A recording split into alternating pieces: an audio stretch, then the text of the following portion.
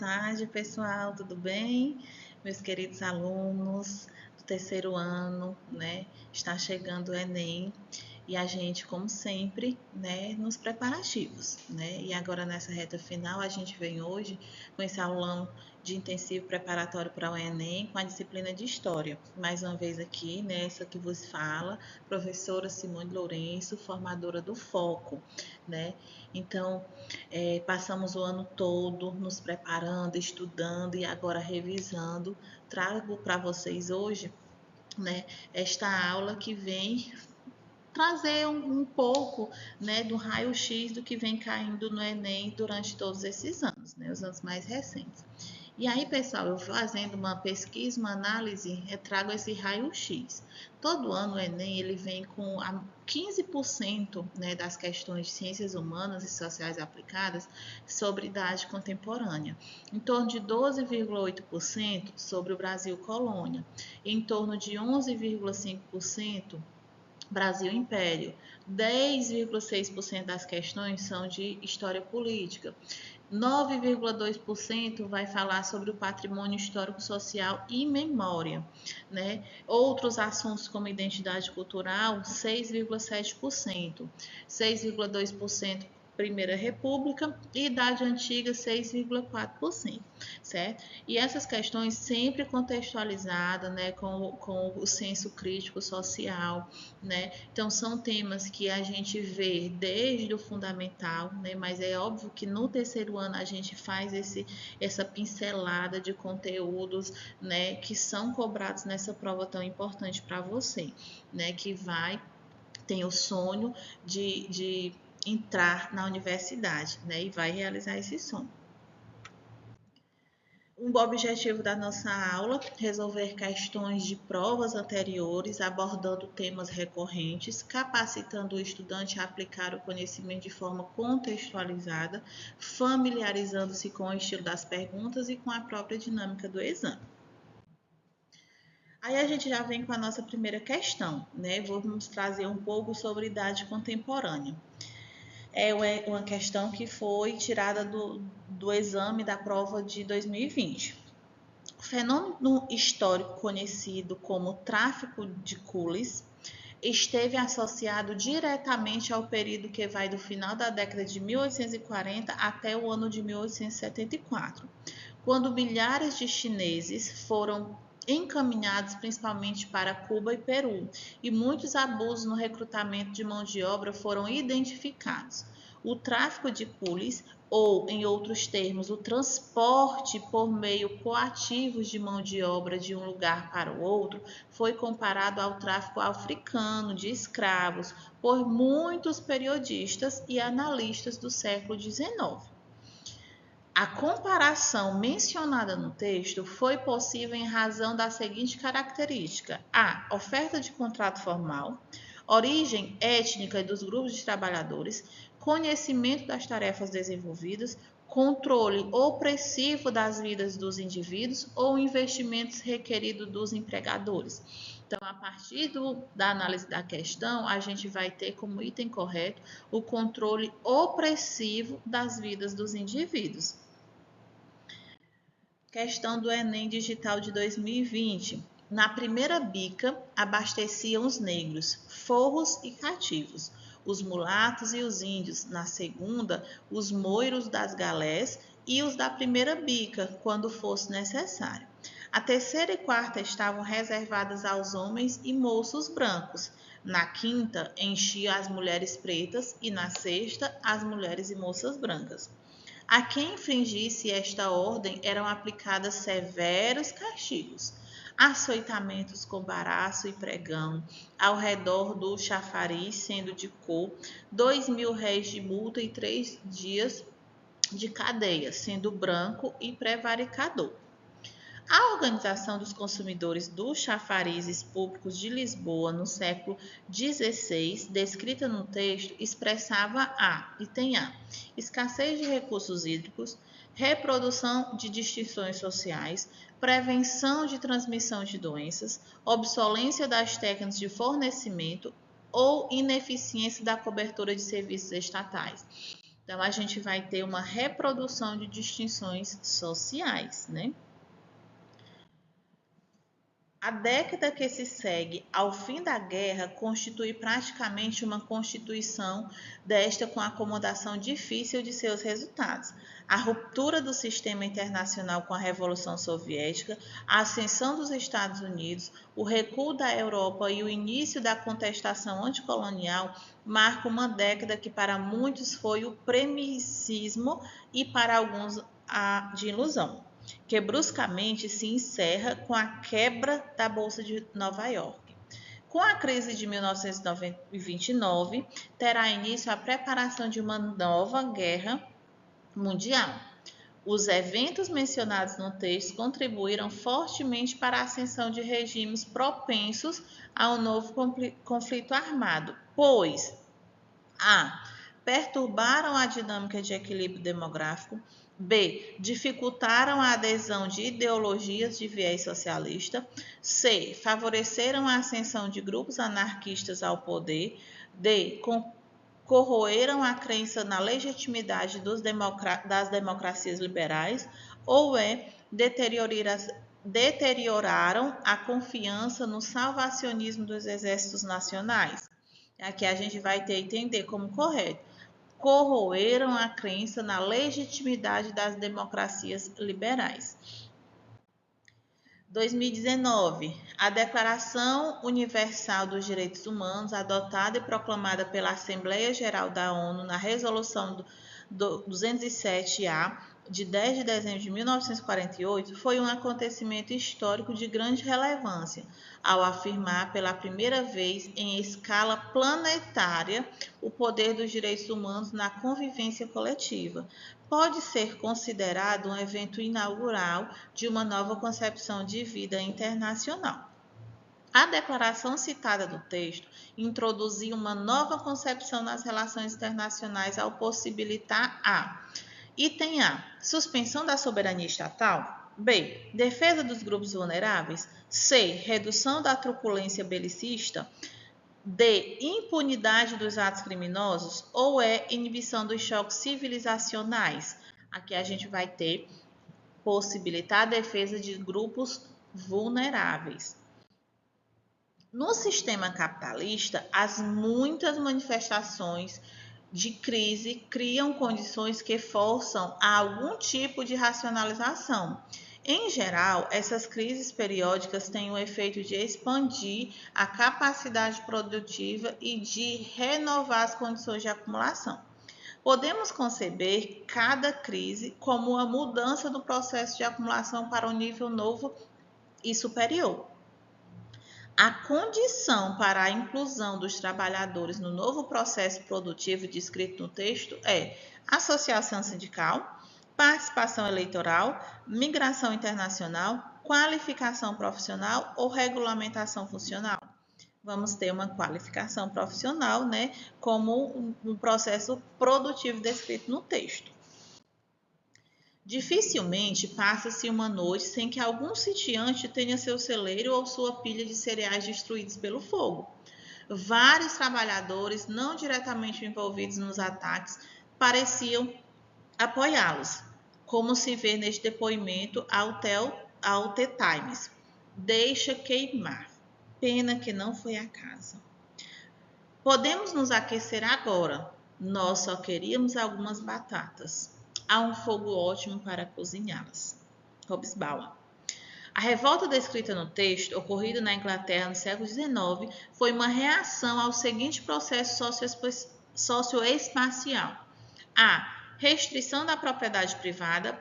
B. Expropriação das terras comunais. C. Imposição da estatização fundiária. D. Redução da produção monocultura. Ou E. Proibição das atividades artesanais. Aqui a gente vai ter um processo socioespacial de expropriação das terras comunais. O quilombo, olha, adentramos aqui ao Brasil colônia, né, que sempre tem questões no Enem. O quilombo serviu para o desbravamento das florestas, além da zona de penetração dos bancos e para a descoberta de novas fontes de riquezas. Na capitania e depois província do Rio de Janeiro, as fontes documentais sugerem que os quilombolas de Iguaçu mantinham um intenso comércio de madeira com a corte e também empregavam-se como trabalhadores nas fazendas de proprietários que contratavam negro fugido. De acordo com o texto, qual estratégia de resistência e sobrevivência foi utilizada por indivíduos quilombolas? A. Combate à cultura indígena. B. Apropriação da terra senhorial. C. Repúdio às forças bandeirantes. D. Compra da emancipação definitiva. Ou é articulação à economia mercantil? Os indivíduos, utilizaram os quilombolas, utilizaram uma estratégia de resistência e sobrevivência, sendo uma articulação à economia mercantil. Item E, o item correto. O escravo tinha de prover diretamente ao senhor e a si próprio no ganho de rua. Do ganho dependia inclusive sua chance de comprar liberdade. O próprio ganho vinha muitas vezes de fontes ocultas, do batuque, da capoeira, da adivinhação. Não eram poucos os escravos que viviam de adivinhar, curar feitiço ou fabricar amuletos muçulmanos, ocupações lucrativas que na Bahia favoreceram muitas alforrias. Conforme descritas no texto, algumas práticas culturais afro-brasileiras atuais surgiram em nossa história como estratégias para a. Denunciar a rigidez da estrutura social. B. Expor a riqueza da herança africana. C. Aproveitar as frestas do sistema vigente. D. Contestar o preconceito da religião dominante. Ou é incorporar a disciplina do trabalho compulsório, que a gente vai ter o item C como item correto, aproveitar as frestas do sistema vigente. Vamos discutir aqui, analisar uma questão do Enem 2022, sobre o Brasil e Império. Para os impérios coloniais, o problema das doenças que atingiam os escravos era algo com que deparavam os senhores. Em vista disso, uma série de obras dedicadas à administração de escravos foi publicada com vista a implementar uma moderna gestão da mão de obra escravistas em convergência com o iluminismo. Nesse contexto, o saber médico adquiriria um papel extremamente relevante. Este era encarado como um instrumento fundamental ao desenvolvimento colonial, dada a percepção do impacto que as doenças tropicais causavam na população branca e nos povos escravizados. De acordo com o texto, a importância da medicina se justifica no âmbito dos objetivos: A. Econômicos das elites. B. Naturalistas dos viajantes. C. Abolicionistas dos letrados. D. Tradicionalistas dos nativos. Ou é emancipadores das metrópoles, A gente vai ter um objetivo de econômicos das elites. Também há muito pau-brasil nessas capitanias de que os mesmos moradores alcançam grande proveito, o qual o pau se mostra claro ser produzido da quentura do sol e criado com a influência de seus raios, porque não se acha senão debaixo da tórrida zona. E assim, quando mais perto está da linha equinocial, tanto é mais fino e de melhor tinta, e esta é a causa porque o não há na capitania de São Vicente, nem daí para o sul. O registro efetuado pelo cronista nesse texto harmoniza-se com a seguinte iniciativa do período inicial da colonização portuguesa. A. Introdução da lavoura monocultura para efetivar a ocupação do território americano. B. Implantação das feitorias litorâneas para garantir a extração de recursos naturais. C. Regulamentação do direito de posse para enfrentar os interesses espanhóis. Substituição da escravidão indígena para apoiar a rede do comércio europeu. Restrição da atividade missionária para sufocar a penetração protestante. Implantação de feitorias litorâneas para garantir a extração de recursos naturais. Quando as elites de cada região do país procuraram estabelecer sua autonomia em relação ao governo central, elas se confrontaram com o espectro de uma anarquia social. Em uma sociedade escravocrata, a possibilidade de tal desordem ameaçava tudo. Líderes locais apoderaram-se da legitimidade que a monarquia oferecia como uma tábua de salvação. E o Estado monárquico central que eles construíram os trouxe à terra firme. Os vínculos que se seguiram entre as várias regiões levaram a um sentimento de solidariedade. O Estado, portanto, fomentou a emergência de uma nação única, o Brasil.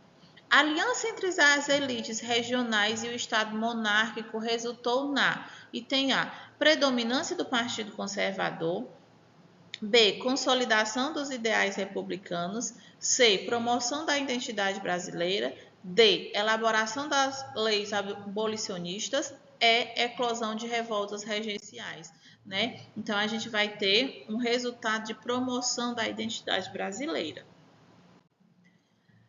Havia já há muito tempo que a Europa desfrutava os benefícios da vacina e arrancava à morte milhares de inocentes, condenados a serem vítimas do terrível flagelo das bexigas, e o governo de Portugal nunca se lembrara de transmitir ao Brasil a mais última das descobertas humanas, quando, aliás, nenhum país mais do que ele carecia deste salutar invento, ou se atendesse às vantagens da população, ou ao perdimento de imensas somas na mortandade contínua de escravos, que este flagelo devorava. O certo é que, mais ocupado do seu ouro que de seus habitantes, Portugal, como em outros muitos casos, esperou que o Brasil, por seu próprio impulso, remediasse a este mal. Escrita em 1828, o texto expressa a seguinte ideia de origem iluminista: A. As leis observáveis regem o mundo material. B. O monarca racional promove a sociedade justa. C. O direito natural justifica a liberdade dos homens. D. A produção da terra garante a riqueza das nações. A responsabilidade dos governantes assegura a saúde dos povos. E aí a gente vai ter uma origem iluminista na responsabilidade dos governantes, que assegura a saúde dos povos. Questão sobre patrimônio histórico, cultural e memória do ano passado, né? Então, assim, bem recente, né? A gente está observando que o Enem ele vem tentando trazer o texto, né? A questão como texto e um comando mais objetivo, né? Então, assim, o comando mais objetivo e os itens também assim mais sucintos. Então, isso é algo, né? Uma estratégia positiva, né? Que o Enem está trazendo para a gente. O Círio de Nazaré é uma festa que ocorre anualmente na cidade de Belém do Pará, no segundo domingo do mês de outubro. Sua estrutura ritualística tem origem no catolicismo devocional, que surge em Portugal por volta do século XV.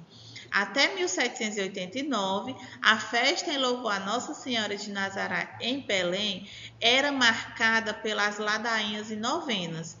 Em 1790, a Igreja Católica autorizou a realização da festa em homenagem à Virgem. A primeira procissão ocorreu em 1793, existindo há mais de 200 anos.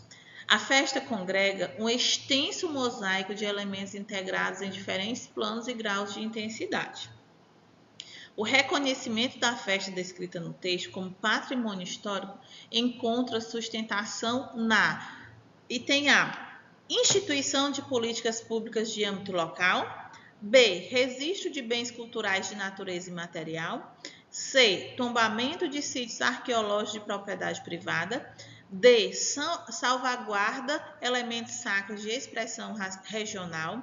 E. Categorização de manifestações cristãs de caráter social.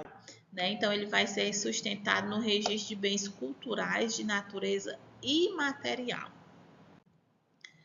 O termo manipulação significa uma consciência, intervenção técnica em um material dado. Se a intervenção é de uma importância social imediata, a manipulação constitui um ato político. É o caso da indústria da consciência. Assim, toda utilização de meios pressupõe uma manipulação. Os mais elementos processos de produção constituem intervenções de material existente. Portanto, escrever, filmar ou emitir sem manipulação não existe. Por conseguinte, a questão não é se os meios são manipulados ou não, mas quem manipula os meios. Esse entendimento acerca dos meios de comunicação produzido na década de 1970 contesta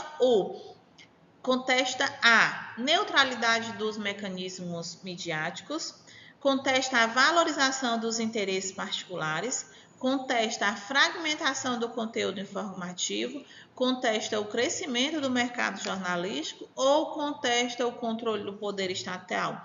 Vem contestar a neutralidade dos mecanismos midiáticos.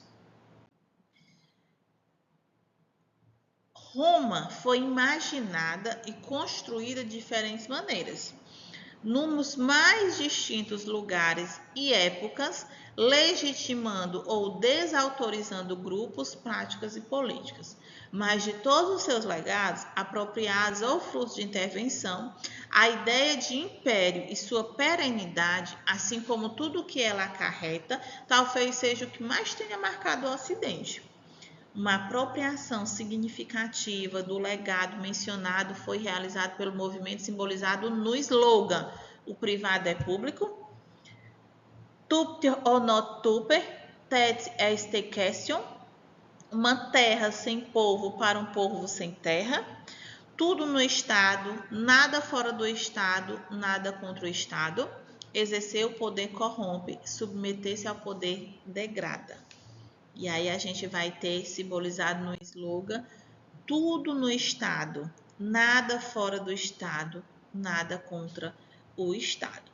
Né? Então, assim, a gente vai ter, pessoal, a gente trouxe essas questões, né, para mostrar para vocês. De 2019 foram selecionadas questões de 2019 o ano passado, né? E aí a gente vê sempre o texto, né, trazendo uma informação, trazendo uma situação histórica, né? Vem o comando da questão bem objetivo, né? E aí os itens mais sucintos. Vamos sempre ter aqueles 2 ou 3 itens que você já vai descartar primeiro, né? E em seguida você vai ficar em dúvida. Porém, né, claramente, né, algumas questões você já vai ter certeza e já vai marcar, outras você vai pensar um pouquinho mais. Nesse momento, eu vou trazer aqui algumas orientações, né? O Enem, ele é uma prova que ele vai fazer com que você confie em você. Então, o primeiro ponto, a primeira orientação que eu trago para você é confie em você. Você passou toda a sua vida até aqui estudando, se preparando para isso. Esse ano foi intensivo, foi focado, você se preparou, então você está preparado. O nervosismo acontece? Sim, ele é normal? Mas você não pode deixar ele te superar. Certo? Então, você pode sim ter aquele friozinho na barriga, né? Mas você está preparado para essa prova. Agora, também eu te digo, quem vai fazer pela primeira vez, como também quem não vai, né? O Enem é uma prova de resistência física também, né? Então você estude bem o local de prova, né? Onde é que você vai fazer sua prova? Sai na escola tal.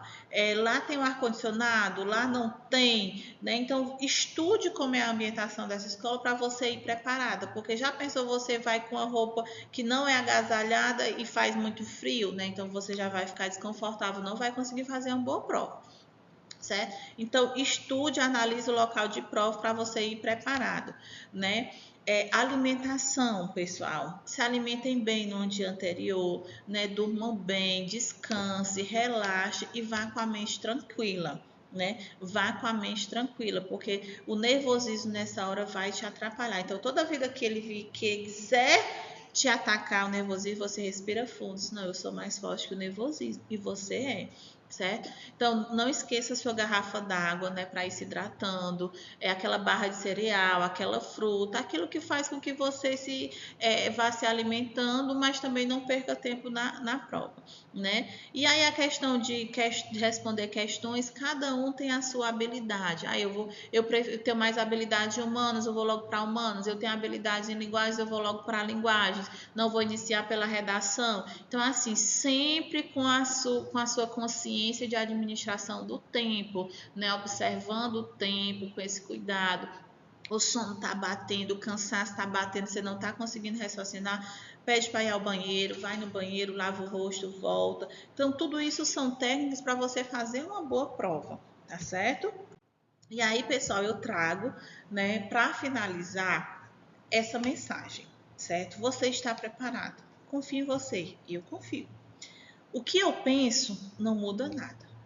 Além do meu pensamento, o que eu faço a partir disso muda tudo.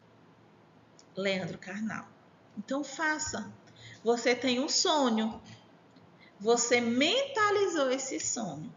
Agora você vai concretizar, realizando uma boa prova. E é o que eu te desejo. Boa prova. Deus te abençoe. E depois a gente vai estar só comemorando. Obrigado pela atenção e até a próxima.